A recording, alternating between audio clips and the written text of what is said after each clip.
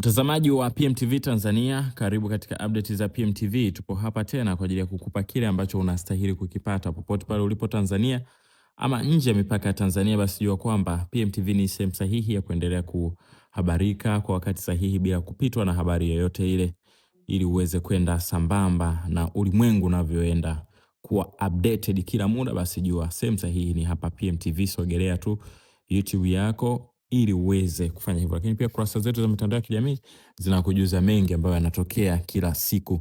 Sasa nayo habari kutoka huko nchini Senegal, ambapo mahakama moja nchini Senegal imetoa hukumu ya kwanza chini ya sheria mpya inayoongeza adhabu dhidi ya mapenzi ya jinsia moja, ambapo kijana mwenye umri wa miaka 24 amehukumiwa kifungo cha miaka 6 jela pamoja na faini ya takriban dola za Marekani 3,300 sawa na zaidi ya milioni 8.4 za Kitanzania.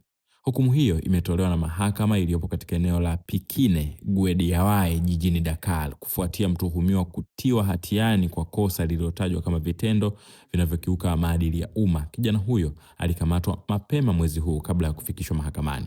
Sheria mpya ilipitishwa hivi karibuni nchini humo na Rais Bassirou Diomaye Faye imeongeza adhabu kwa makosa yanayohusiana na mapenzi ya jinsia moja, ambapo sasa kifungo kinaweza kufikia kati ya miaka 5 hadi 10 jela.